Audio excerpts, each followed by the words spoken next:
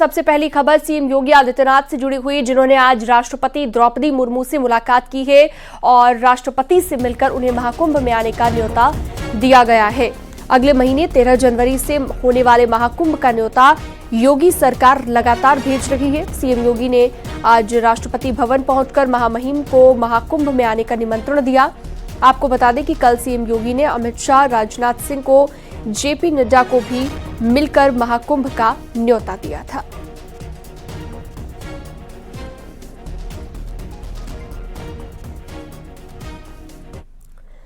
संगठन महामंत्री बीएल संतोष से मिलकर सीएम योगी आदित्यनाथ ने उन्हें भी कुंभ आने के लिए आमंत्रित किया है। मुख्यमंत्री योगी आदित्यनाथ ने बीजेपी मुख्यालय जाकर बीएल संतोष से मुलाकात की है और उन्हें भी कुंभ में आने के लिए निमंत्रण दिया गया है।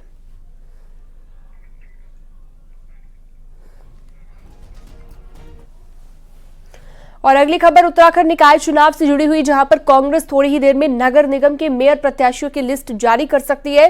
सूत्रों के हवाले से खबर यह भी है कि ऋषिकेश से दीपक जाटव मेयर के उम्मीदवार हो सकते हैं। हरिद्वार से अमरीश बालियान मेयर कैंडिडेट हो सकते हैं। इसके अलावा रुड़की से पूजा गुप्ता मेयर की उम्मीदवार होंगी। रुद्रपुर से मोहन खेड़ा को कैंडिडेट बनाया गया है। अल्मोड़ा से भैरव गोस्वामी को टिकट दिया गया है। सूत्रों के हवाले से ये बड़ी जानकारी इस वक्त हम आपको दे रहे हैं। सूत्रों के हवाले से कुछ नाम सामने आ रहे हैं जिन्हें टिकट दिया जा सकता है। तो भारतीय जनता पार्टी की ओर से पहली लिस्ट अपनी जारी कर दी गई है उम्मीदवारों की, और कांग्रेस भी कुछ ही देर में कैंडिडेट अनाउंस कर सकती है। सुनील और प्रभात जुड़ गए हमारे साथ देहरादून संवाददाता ज्यादा जानकारी के लिए। सुनील, और क्या जानकारी कांग्रेस के उम्मीदवारों की लिस्ट को लेकर? देखिए, कांग्रेस में लगातार मंथन चल रहा है। कांग्रेस के प्रदेश अध्यक्ष करण मारा और कांग्रेस के जो प्रदेश प्रभारी हैं बीजापुर गेस्ट हाउस में लगातार मीटिंगों का दौर जारी है। जिस तरह से बताया गया कि जो 3 सीटें हैं जिन पर कांग्रेस में अभी डिस्प्यूट चल रहा है, वो हाईकमान के लिए रेफर कर दी गई हैं। उनका पैनल बनाकर हाईकमान को भेज दिया गया है। लेकिन इसके अलावा 5 सीटों पर लगभग पूरी तरह से सहमति बन चुकी है और कुछ ही देर में कांग्रेस इस सूची को जारी कर सकती है। 5 और नगर निगमों की, क्योंकि 3 नगर निगम पहले ही कांग्रेस घोषित कर चुकी थी, 5 पर और जारी होने वाले हैं, जिसमें ऋषिकेश है, हरिद्वार नगर निगम है, रुड़की नगर निगम, रुद्रपुर नगर निगम और अल्मोड़ा नगर निगम। इन 5 पर लगभग फाइनल बातचीत हो चुकी है और कुछ ही देर में ये सूची जारी हो सकती है, जो सूत्रों के अनुसार हमें जानकारी मिली है। जी ठीक है, बहुत शुक्रिया तमाम जानकारी के लिए आपका।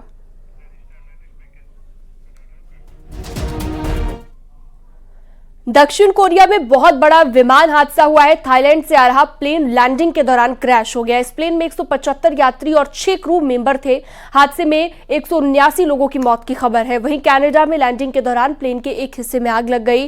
हालांकि गनीमत ये रही कि कोई हताहत नहीं हुआ। इस तरह हादसा टल गया।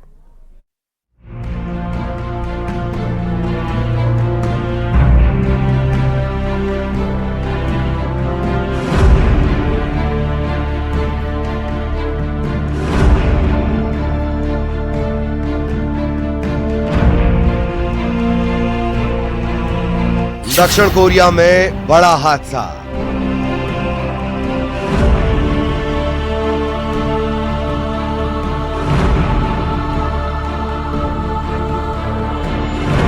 लैंडिंग के दौरान प्लेन क्रैश।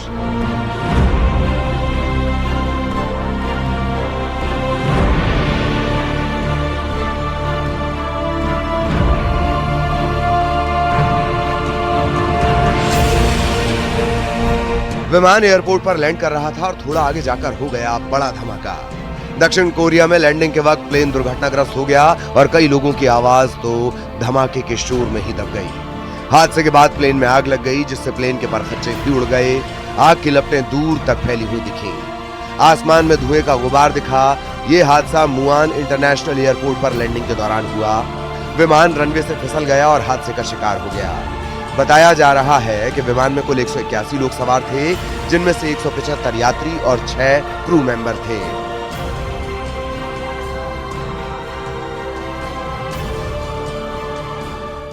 हादसे का वीडियो बेहद खौफनाक है। हादसा उस वक्त हुआ जब थाईलैंड से उड़ान भरने वाला जेजू एयर का विमान हवाई अड्डे पर उतर रहा था। इसके बाद वो दूर तक फिसलता चला गया और आगे जाकर फेंसिंग से टकराया। इसके बाद तो जोर का धमाका हुआ जो कई किलोमीटर दूर तक सुना गया। आसपास के लोग भी दहशत में आ गए। विमान आग के गोले में तब्दील हो गया। हादसे वाली जगह पर राहत और बचाव की टीम पहुंची, लेकिन हादसा इतना बड़ा था कि ज्यादातर लोग दम तोड़ चुके थे।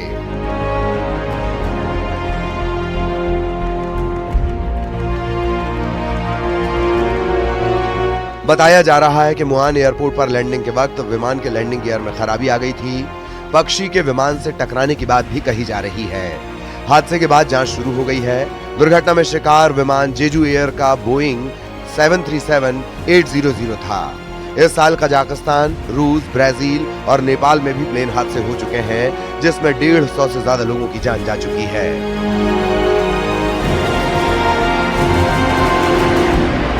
दक्षिण कोरिया में हुए दर्दनाक हादसे के बाद एक और डरावनी घटना सामने आई, जहां यात्रियों की जान हलक में अटक गई। एयर कनाडा के एक विमान की टूटे हुए लैंडिंग गियर के साथ इमरजेंसी लैंडिंग हुई। ये वही खौफनाक मंजर है। इस दौरान विमान के एक हिस्से में चिंगारी उठने के बाद आग लग गई। विमान का लेफ्ट विंग रनवे पर अचानक तिरछा होकर रगड़ने लगा। इससे उसमें आग लगी। प्लेन के अंदर सवार यात्रियों के सामने मौत दिखाई दे रही थी। प्लेन में शायद ही कोई ऐसा बचा होगा जो बचने की उम्मीद कर रहा हो। वीडियो में डरे हुए यात्रियों की आवाज भी साफ सुनाई दे सकती है।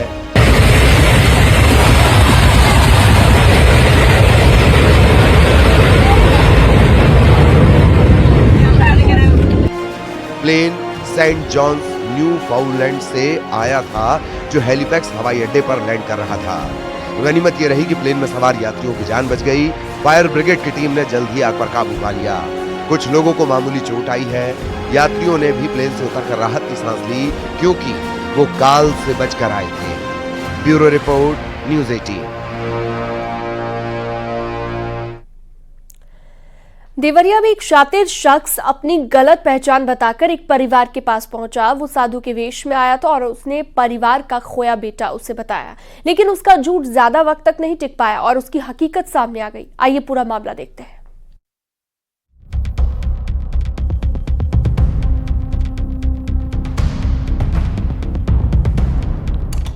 कुछ दिनों पहले गाजियाबाद में एक शख्स खुद को राजू बताकर एक परिवार के पास पहुंचा, लेकिन जब उसकी सच्चाई सामने आई तो सबके पैरों तले जमीन खिसक गई। उसने एक नहीं कई परिवारों को धोखा दिया था। वो राजू ही नहीं, मोनू बनकर देहरादून के एक परिवार के साथ भी रहा था। पुलिस की जांच में सामने आया कि उसका असली नाम इंद्रराज है और वो राजस्थान का रहने वाला है। वो ऐसे परिवारों को टारगेट करता था जिनके बेटे बचपन में खो चुके होते हैं। वहीं अब देवरिया से भी एक ऐसा ही चौंकाने वाला मामला सामने आया है।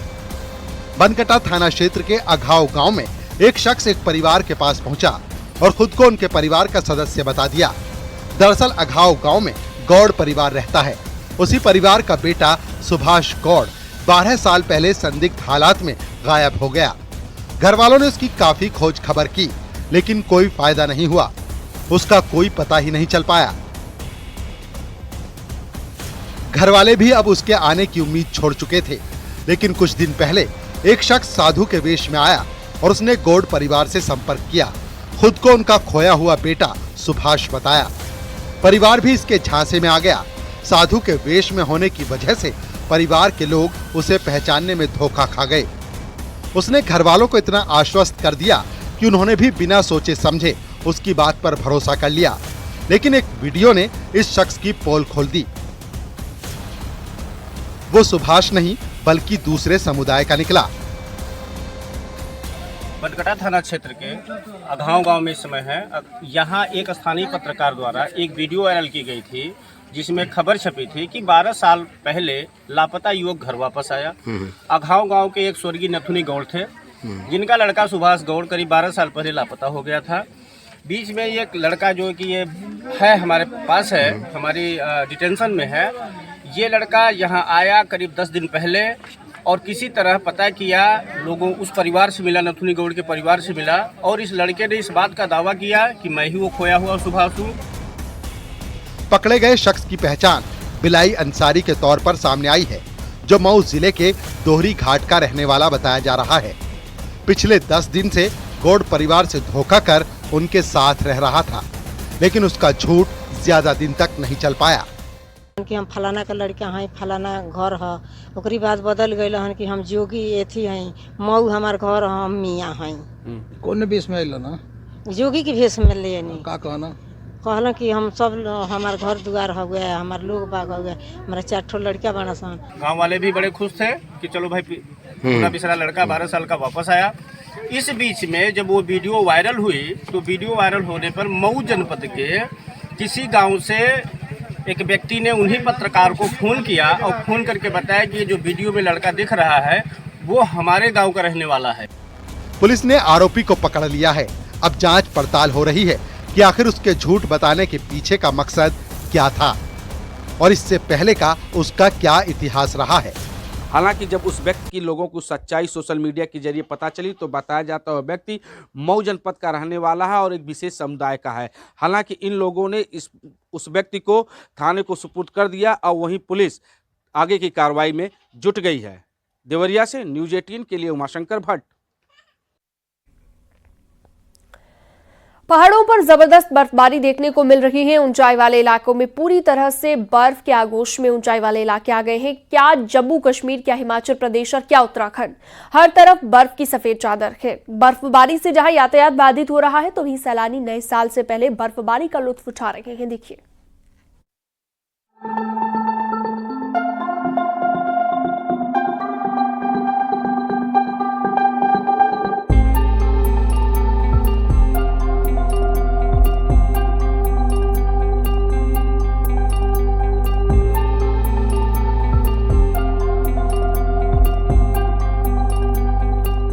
नए साल से पहले पहाड़ों पर जबरदस्त बर्फबारी देखी जा रही है।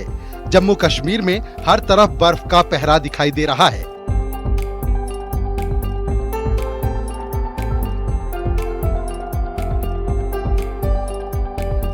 श्रीनगर हो, भद्रवा, डोडा हो या पुंछ, हर जगह जोरदार हिमवर्षा हुई है जिससे पारा तेजी से लुढ़का है। हिमपात होने की वजह से कपकपाती ठंड भी पड़ने लगी है। जम्मू कश्मीर के पुंछ में भी भारी बर्फबारी हो रही है। जहां तक नजर जाएगी केवल बर्फ ही दिखेगी। सड़कों पर बर्फ की मोटी मोटी परत जमा हुई है जिससे मुगल रोड समेत कई रास्ते बाधित हो गए हैं। यातायात व्यवस्था पूरी तरह चरमरा गई है। प्रशासन बर्फ हटाने की जद्दोजहद में जुटा है, लेकिन लगातार होती बर्फबारी ने मुश्किल बढ़ा दी है।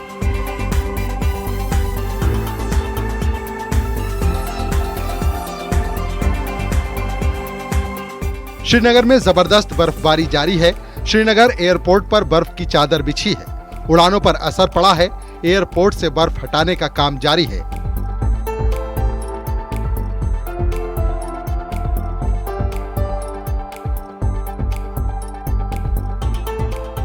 बारामूला की खूबसूरत तस्वीरें देखिए। जन्नत जैसा नजारा दिख रहा है। सेब के दरख्तों के लिए भी बहुत जरूरी होता है बर्फबारी का होना, और खास तौर से चिलई कलान में, यानी जो सख्त तरीन सर्दी के 40 दिन है उनमें अगर बर्फबारी होती है तो काफी देर तक बर्फ मौजूद रहती है। और इस वक्त यहाँ पे एक बेहतरीन नजारा देखने को मिल रहा है। आप देख सकते हैं, एक अद्भुत नजारा है।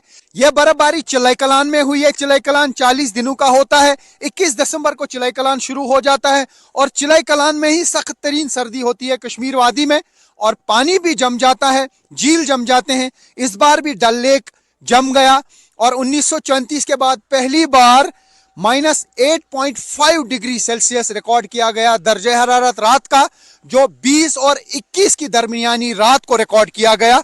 और ऐसा कहा जा सकता है कि चिलई कलान में जब बर्फबारी होती है तो वो न सिर्फ सेब के बागात के लिए ठीक होती है बल्कि पूरे कश्मीर के लिए बहुत अच्छा माना जाता है, क्योंकि चिलई कलान में जो बर्फबारी होती है वो पहाड़ों पे एक्यूमुलेट हो जाती है और जितनी भी बर्फ बाद में गिरती है, जो निचली ताह होती है, निचली परत होती है, वो फ्रीज हो जाती है और आहिस्ता आहिस्ता फिर समर में पिघल जाती है, जिसकी वजह से साल भर कश्मीर में पानी की सप्लाई कम नहीं होती है।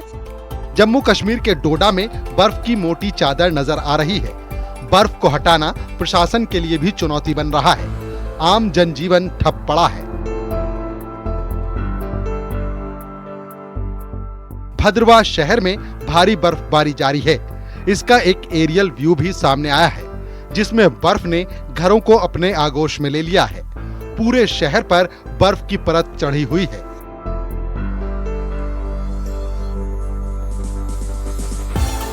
एक तरफ बर्फ जहां मुश्किल खड़ी कर रही है, तो वहीं सैलानी बर्फ का आनंद ले रहे हैं। जम्मू कश्मीर का खूबसूरत हिल स्टेशन पटनी टॉप बर्फ की सफेद चादर में लिपटा है। बर्फबारी ने यहाँ की सुंदरता को और भी बढ़ा दिया है।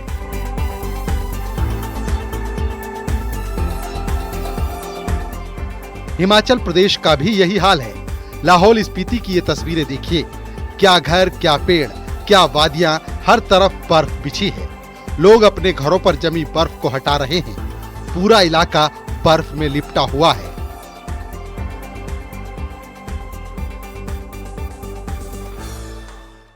मनाली में भी अच्छी बर्फबारी हो रही है। मनाली और लेह को जोड़ने वाली अटल टनल में भी बर्फ की बारिश हो रही है। उत्तर काशी में पिछले 2 दिनों से हुई बर्फबारी परेशानी भी लाई है। गंगोत्री हाईवे सुक्की टॉप से आगे बंद है। वहीं यमुनोत्री नेशनल हाईवे फूल चट्टी से खरसाली तक बर्फबारी की वजह से बाधित है। बद्रीनाथ धाम में भी जबरदस्त बर्फबारी हुई है। यहाँ 4 फीट तक बर्फ जम चुकी है। उत्तरकाशी में मां गंगा के शीतकालीन प्रवास मुखबा में भी जमकर बर्फबारी हुई है। वहीं मां गंगा के दर्शन करने के लिए श्रद्धालु मुखबा पहुंच रहे हैं।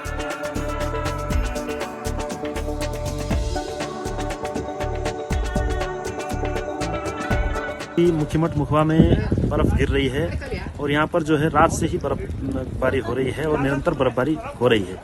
और अभी हम यहाँ पे पूजा करके आए हैं गंगा मैया के मंदिर में, स्वामी सूर्य देवता, नरसिंह देवता के मंदिर में पूजा कर दी है। और अभी यहाँ पर जो है यात्री लोग भी आ रहे हैं बर्फ में, और हर्सिल से और धराली से लोग पैदल आ रहे हैं क्योंकि गाड़ी तो आ नहीं पाएगी क्योंकि बर्फ ज़्यादा है, इसलिए यहाँ पे अभी बर्फबारी प्रारंभ हो रखी है।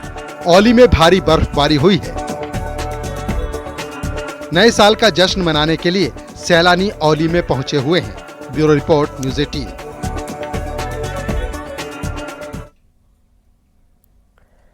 देवरिया में 1 दर्जन से ज्यादा घरों में दरारें आ गई हैं। सड़कों पर भी दरार आ गई है। दरअसल मल्टी स्टोरी पार्किंग और रोडवेज विभाग के ऑफिस के निर्माण के दौरान नींव की खुदाई हो रही थी। एक रिपोर्ट आपको दिखाते हैं।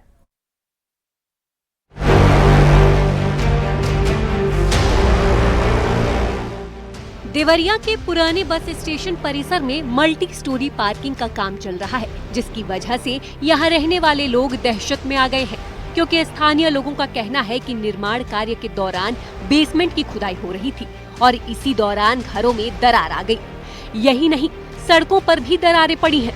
इसकी वजह से लोगों की रात की नींद भी उड़ी हुई है।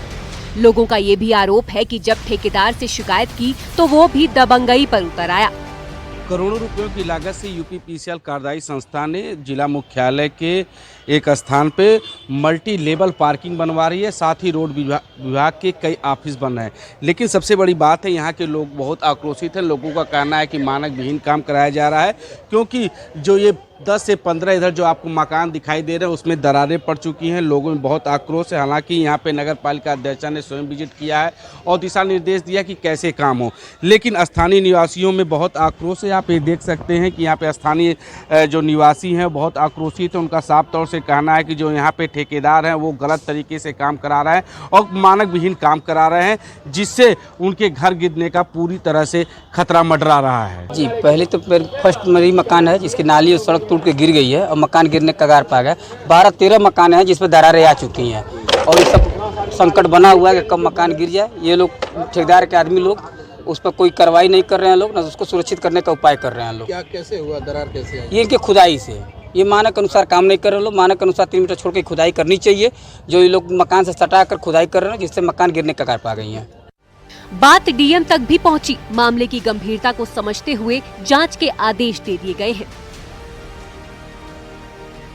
देखिए, जनपद देवरिया में पुराने बस स्टैंड पे एक मल्टी लेवल पार्किंग बनाया जा रहा है। यूपीपीसीएल के द्वारा ये कार्य किया जा रहा है। कार्यदायी संस्था यूपीपीसीएल है। इसमें स्थानीय निवासियों के द्वारा कल ये संज्ञानित कराया गया कि कार्य कराए जाने की वजह से कुछ मकान जो आसपास के हैं वो क्षतिग्रस्त होने की स्थिति में आ रहे हैं। तो इस प्रकरण को संज्ञान में लेते हुए तत्काल यूपी पीसीएल और रोडवेज के जो एआरएम हैं उनको मौके पर भेजा गया कि वहाँ पर जाकर के तत्काल देखें और कार्य को मानक के अनुरूप कराएं और आसपास में जो मकान हैं उन मकानों को भी कोई नुकसान ना होने पाए। और इसके क्रम में वो लोग आज मौके पर गए हुए हैं और देख करके उचित कार्रवाई की जा रही है। लोगों को हर पल किसी अनहोनी का डर सता रहा है। देखना अहम होगा कि कैसे लोगों की समस्या का समाधान निकाला जाता है। देवरिया से न्यूज़ 18 के लिए उमाशंकर भट्ट की रिपोर्ट।